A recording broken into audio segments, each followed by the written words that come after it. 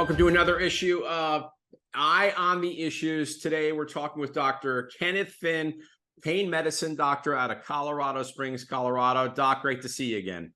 Nice seeing you. Thanks for having me. Of course. So, Doc, let's give people a little bit of your background. Talk to us about how you got interested in learning more about, for example, marijuana and how that impacts the human body. Of course, just a little background about myself. I've been practicing pain medicine in Colorado Springs since 1994. I am board certified in physical medicine and rehabilitation, pain medicine, and pain management. The current president of the American Board of Pain Medicine, and I've served on their exam council for over 20 years. I served on the Colorado Governor's Task Force for Amendment 64, which legalized marijuana for recreational purposes, and was on the Consumer Safety and Social Issues Work Group. I also served 4 years on Colorado's Medical Marijuana Scientific Advisory Council. I'm certified in cannabis science through the University of Colorado Health Science Center, and I've been an invited speaker to the United Nations Commission on Narcotic Drugs this past March. I have testified to the Canadian Senate on their marijuana bill, as well as the New York General Assembly, and speak internationally on the health impacts of marijuana, including being an invited speaker to Mayo Clinic, the Royal College of Surgeons in Ireland, UCLA VA Medical Center, Texas Medical Society, among many, many others. I'm the editor of Cannabis in Medicine, an Evidence-Based Approach that had 70 authors from 4 countries and 20 chapters in a year and a half of my life I won't get back. I'm the current co-vice president of the International Academy on the Science and Impacts of Cannabis, which is now a member of the Vienna NGO Committee on Drugs, which works closely with the United Nations on drug policy. Wow. So as a pain medicine physician, when Colorado legalized for medical purposes in 2000 with Amendment 20 and was implemented in 2001, the program lay dormant for several years because there really was no infrastructure. And then in 2009, when with a lot of political maneuvering, the dispensaries opened across the state, where even today, the number of marijuana dispensaries outnumber the number of Starbucks and McDonald's combined in the state. And so I started seeing patients presenting to my office that were taking a very high dose of narcotics or opioids, which is a problem, which I covered in our last discussion. They were reporting very high levels of pain, 10 being the worst pain. They were having 8, 9, 10 out of 10 levels of pain. And they were using marijuana for their pain. So clinically, it didn't make any sense to me that nothing was really helping their pain. And, I started educating myself on the endocannabinoid system and the health impacts. And then here I am speaking to you about based on my level of expertise and foundation in this space. As more and more states legalize marijuana from both a medicinal or medical standpoint, as well as recreational, as somebody as well educated in this field as you are, what goes through your mind? Oh, lots of things go through my mind when I do work with a lot of states, at the state level with legislators in places like South Dakota and Alabama, New Jersey, et cetera. We can't put the genie back in the bottle. And I think what needs to happen, the things that I typically try to discuss with state leaders in other parts of the country, is that when Colorado, Washington, California, and Oregon went down this road, we had what would be considered unintended consequences. We didn't realize that the products would become very potent and the problems that come along with that. We didn't realize that there were going to be an increase in marijuana-related driving fatalities on our highways and roads. We didn't realize there was going to be a thriving black market under the banner of legalization. So when I work with these other states, I tell them, you cannot claim ignorance. These things will happen in your state, and if you're going to go down this road, please put the guardrails and caps and security measures in to protect not only your community, but in particularly those younger people, the adolescents and children whose brains are still growing and developing, because we know that cannabinoids that are coming from the outside into the human body really impact the developing brain to the point where there's things like addiction, violence, behavior problems, among many, many others that I covered in my last presentation. Yeah, so let me ask you this. From your discussions with some of these other states, Have any of them actually taken the advice and put the guardrails in place? No, because many of them are slow to get these their own rules implemented. I think there are some states, I think like Oklahoma, that has already gone down this road. The medical communities in places like Oklahoma, like West Virginia, the medical community is really concerned about what is going to happen to their communities. But nobody, as far as I know, has safeguards in place for in the tobacco and alcohol industries, which do make a lot of money for their respective industries. But as legal drugs, we know what the societal impacts are. So let's take a look back to the 1970s and 80s and talk for a second about the potency of the marijuana and where it was then, where it is today, and does anybody regulate that? Well, it's interesting that, back in, the people that I speak with, and this is true, back in the Chinese pharmacopoeia, 3,000 years ago, there were notations of marijuana or cannabis plants used as a for medical purposes. But that, quote, God's plant, which has been called before, does not exist anymore. Because the average potency 3,000 years ago was probably between 1% and 4% THC, or tetrahydrocannabinol, which is the intoxicating component of the plant. Fast forward to probably 8 to 10 years ago, the products became more modified to the point in Colorado, the average THC content for smoked flower, for example, is about 17 to 20% THC. So 400 or 500 times more potent than it was in the Chinese pharmacopoeia. And that's kind of the average flower. And then you get into the realm of concentrates, which don't look like plants. They don't look like a dried flower product. They look like, liquids and tinctures and that sort of stuff. And they're averaging 40 to 60% THC. And then you get into the world of the dabs and the waxes and the shatters of the world. And if you haven't seen or heard of that, I would encourage anybody listening to go to anywhere on the internet and look up marijuana dabs. You can go to YouTube, how to do a dab.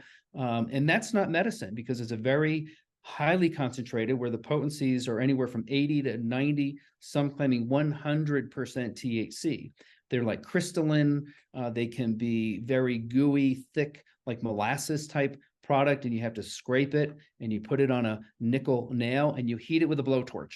And so, combustion in that manner, to me, is not a good delivery system for medication. And the problems with these high potency products are being very well recognized in the medical literature. With psychosis, there's a very strong link to schizophrenia. There was a very large study. I don't know if I covered this when I was talking to you, but more recent study, one of our advisors for Isaac from Denmark published a paper of 6 million people over 50 years. And they concluded up to 30% of schizophrenic cases may have been avoided if they had not been regular marijuana users. That's incredible. And I'm not making this up. And I always encourage people, don't believe me when I make a statement and you're not really sure. I'm more than happy to provide anybody with the paper or the link, and you can find it on the internet. It's not secret information, but a very large long-term study out of Denmark following 6 million people, and about a third of them may not have been schizophrenic had they not used marijuana on a regular basis. That is frightening data. Very, very disturbing. So let's talk about the potency again. And is anybody regulating this at all, or is it a free for all right now? A lot of states claim that they're regulating, but I can show you in my presentation about Colorado, for instance, just recently some dispensers were caught purposely inflating the THC content, because they're going to make more money when you sell a higher potent product. There's been lab directors that were caught faking test results. They were caught faking content of THC because it's all about the money. So I don't think people are doing this very well. I think they're trying. I think that Colorado actually is probably doing, out of all the states I've worked with across the country, is probably doing the best job at introspectively looking at themselves and what they're doing right and what they're doing wrong. For example, and I can send you this, this just came out yesterday. The Marijuana Enforcement Division did an audit and they failed miserably. They only were able to inspect, I think, less than 40% of new licensees for compliance, which is better than Oregon. Oregon in 2019 audited their program, and they were only able to inspect 3% of dispensaries for compliance and 1/3 of growers. So in 2019, the state of Oregon actually concluded that they can't guarantee that the testing results of the products are reliable, and they could not guarantee that the products that were being sold in the state of Oregon were safe for human consumption. But despite that audit, they continue to march forward, and Oregon is one of the largest suppliers of black market marijuana in the country. And it seems like all these states that I've worked with are trying to compete to be the biggest black market in the country. Oklahoma is now I think either number 1 or number 2 supplier of black market marijuana in the country. And they only implemented their medical marijuana program in the past couple of years. And do we know what kind of people are driving this black market in respect to the ones that are growing it? Are they from cartels from other countries, or any idea? It's a mixed bag. I think there's in California, I do a lot of work with law enforcement in Northern California, very heavy cartel penetrance. And it's not Mexican cartel, it's Hmong. You've got Laotian, you've got Cuban, you've got Russian, you've got cartels from all over the world have come to the US, Chinese, Vietnamese, they're everywhere, Cambodian. And I have references for all of these types of cartels, and the people that I work with in law enforcement say that's taking up a lot of their time. Mm-hmm. Let me ask you this. So if obviously on a national level, there's been a lot of talk about trying to legalize marijuana. What if that effort started to get some real traction, but the limit and the strength of the marijuana was dramatically, I mean, I don't know if this could ever happen, but dramatically decreased back to what was there in the 70s or 80s? I mean, if this does go through, would limiting the strength of this dramatically help Americans not get sick, or what do you think? I think it will foster the black market even more. Vermont actually has a 30% potency cap, which I still think is very high. The European data on psychosis is that products more than 10% THC may increase your risk of first episode psychosis 5-fold. That's with 10% THC, which, as I noted before, doesn't really exist in the state of Colorado. The child poisonings that are happening across the country.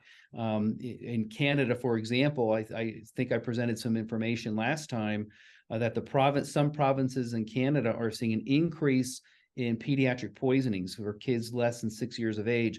Quebec, interestingly, had a flatter curve. And I think one of the reasons is because the province of Quebec does have a potency cap. So I think a potency cap will help from a public health and safety perspective, but I think the black market is always going to find that reach around, and they're still going to create and produce and sell and market high potency products, because this is the same playbook as tobacco. They want lifelong customers. It's simply another addiction for profit industry. And the legal drugs we already have, tobacco, alcohol, opioids, have done a terrible job to our society. We know what the societal effects are. I mean, alcohol ruins more lives than any other substance out there, and it's legal. Tobacco kills a lot of people from lung cancer and other pulmonary problems. Opioids, we're in the middle of an opioid crisis. So now we're going to have another substance that we know has public health and safety harm added onto the pile. Nothing good is going to come out of this, in my opinion. So let's talk about your presentation that you gave to the University of West Virginia. Can you kind of walk us through that? Well, I gave 2 of them. One I already covered the last time. If you don't mind, I'm more than happy to share my screen. Sure. If that helps you guys. Please. Let's see here. Here we go. And can you see this? Yes.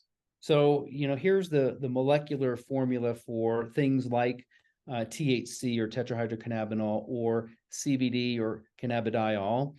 And then the synthetic THC, which has been around since the 80s, that is FDA approved for chemotherapy associated nausea and vomiting related to the chemotherapy, or age-related weight loss and appetite stimulation. But so they look very similar, but they work a little bit differently, and that's kind of the answer to which molecule is which. So part of the concern I have from a public health and safety perspective is, how is it impacting our healthcare system, which is already broken and strained to begin with. So here's a paper that came out a couple of years ago in the Annals of Emergency Medicine. So when you increase marijuana use post legalization, that is shortly followed by an increase in the number of emergency department visits and hospitalizations related to acute marijuana poisoning or intoxication. And in Colorado, the emergency department visits doubled nearly after legalization of recreational marijuana in 2014. And this is just over a short period of time. In San Diego, the emergency rooms are seeing up to 37 marijuana cases a day in the city of San Diego, most of which are psychosis. And they're very similar to amphetamine-induced psychosis. I mean, these products are very, very strong and potentially very, very dangerous. So for people that don't know what psychosis is, can you explain that to us? Psychosis is a very complicated medical condition where there is a break from reality. Things like auditory hallucinations or hearing things that aren't there, visual hallucinations, seeing things that aren't there, paranoia. Schizophrenia is on the spectrum of psychosis. It's a permanent or persistent psychosis. And we know that schizophrenia, they hear voices, they see things, they're talking to themselves in the street, etc. So here we have a city just as less than a year ago stating that they're seeing 37 cases a day at the minimum. I mean, these are the ones that they recognize. What percent or what number are the ones that aren't recognized or are just at home and don't end up in the emergency department? I mean, we will never know.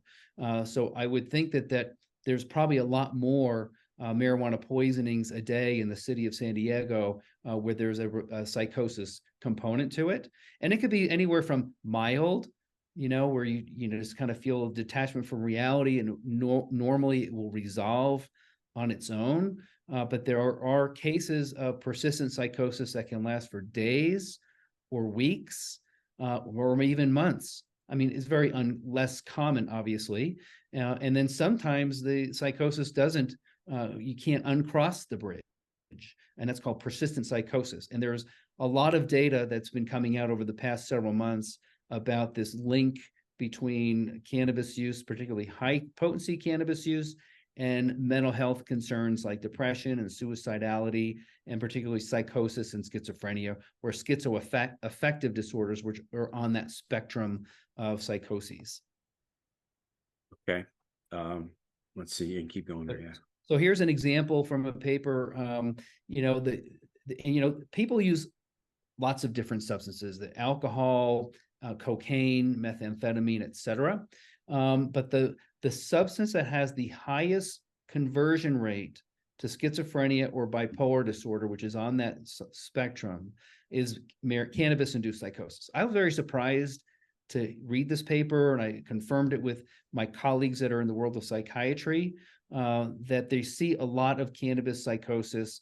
And one of my friends, who's a retired psychiatrist from Pueblo, she told me that the ones that have cannabis psychosis, she felt were the most violent and the most dangerous and the ones that scared her the most. And it was really a newer phenomenon, kind of the tail end of her career. She never used to see cannabis psychosis. People would get more psychoses from methamphetamine and cocaine, but as these potent products started to evolve over the past 10 years, she started to note a significant rise in the number of cannabis psychosis patients that she was seeing, to the point where they outnumbered the methamphetamine and cocaine psychosis. So it actually has a higher conversion rate to these mental health disorders. Emergency department, this was a very interesting paper that just came out earlier this year in the state of California, because we didn't have a chance to cover the elderly population, which, by definition is anybody over the age of 65. I'm kind of knocking on the door of that one. But early elderly is about 65 to 74, and then you have the late elderly, which is more than 75 years of age. And between 2005 and 2019 in the state of California, they had a 1,800% increase of elderly people presenting to the emergency department related to their marijuana use. So you have a state that implemented medical marijuana in 1996, and they more recently implemented recreational marijuana. They've been kind of the one of the beacons on marijuana in the U.S. But here we have, and then their promotion. It's a great pain reliever. It's going to help with cancer. It's going to help with a variety of medical conditions that have not been proven. But now we're seeing a 1,800-fold or percent increase in those older people presenting to the ER related to their marijuana use. That's a frightening statistic. And that's just the California data. We don't know in other states like Washington and Oregon and Colorado that have kind of been leaders in this field, what the percent of elderly have been going to the emergency room. I can tell you from my personal experience with my colleagues that are in the emergency department, they have seen it themselves. You've got the psychoses, you have the hyperemesis, or what they call cyclic vomiting, where people have died from that, and it's just related to marijuana use. So you don't believe anybody that says nobody's died from marijuana, because that's a complete false narrative and a lie. People aren't going to stop breathing like they do with opioids and die.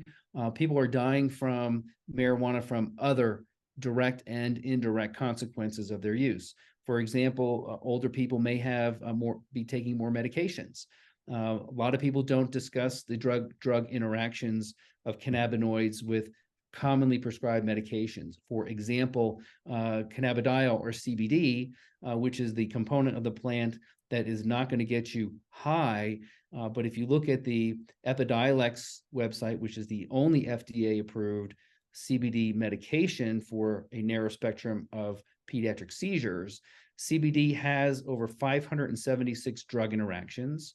If you're using CBD as a medication, they recommend checking your liver functions periodically because it can impact your liver. There's also an increased risk of suicidality in people taking CBD. And this is from the Pure CBD website approved by the FDA. And then there's sedation. I believe the CDC recommended a caution on driving if you're taking CBD products because it might make you sleepy. So there's so many avenues where there may be an indirect harm or even a fatality related to marijuana use or cannabinoid use that nobody is even looking at, and nobody has the time to really look into this in more details. Like if Mrs. Smith gets in a car accident and kills somebody or kills herself, they may not check for cannabis, and CBD isn't routinely tested for in drug testing. So that may have been completely missed. So we have, healthcare utilization issues. There's the graphic from the state of California, the increase in elderly going to the emergency room. Cannabinoid hyperemesis that we talked about, there's a health burden to that. I mean, not everybody that uses marijuana has become a psychotic or homicidal maniac or, become, angry, anxious or depressed or commit suicide. But, not everybody that has a beer is going to get in a car wreck, and not everybody that has a cigarette is going to get about lung cancer. But we know that there's a health for all of these substances. Sorry, let me ask real quickly while we're talking about this. In terms of and they're unfortunately becoming more common and common mass shooters around this country right now. Is there any study that may show some kind of connection between marijuana use and abuse in that? Oh, that's kind of a topic of very of interest for me and debate among in the marijuana universe because there's an organization called the Violence Project.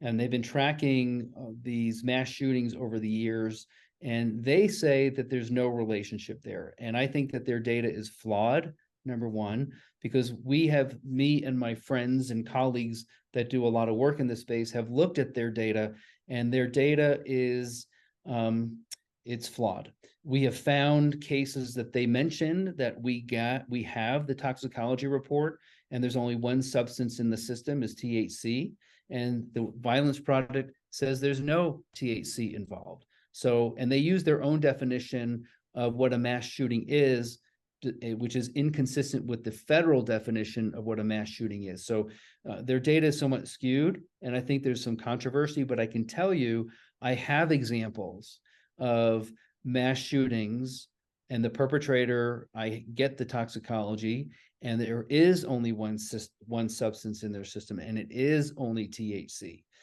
So, you know, the burden of proof, however, is very challenging.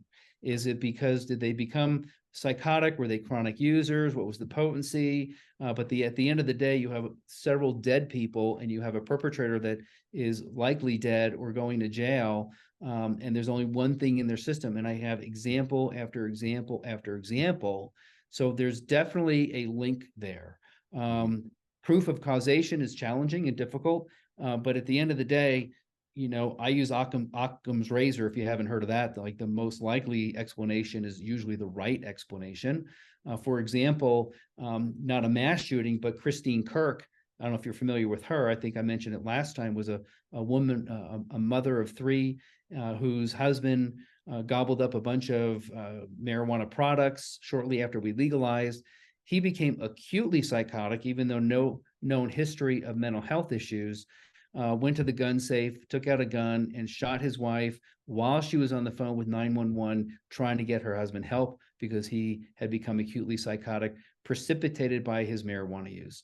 And I have several examples of those. One from Chicago, there was just recently, in I think September 22, there was a security guard at a marijuana dispensary in Chicago that was attacked by a gentleman wielding an axe. And the security guard shot and killed him. And I got that person's toxicology report, and he had only one substance in his system. Kevin Neal from Northern California didn't like his wife, killed her, stuffed her in a hole underneath their mobile home, killed a couple neighbors, tried to shoot up a school. I have his toxicology report, with one thing in his system, THC. Ian David Long from Thousand Oaks shot and killed, I think, 12 people, including a deputy sheriff. And I have his toxicology report. There was only one thing in his system, it's THC. So I have a lot of examples of this.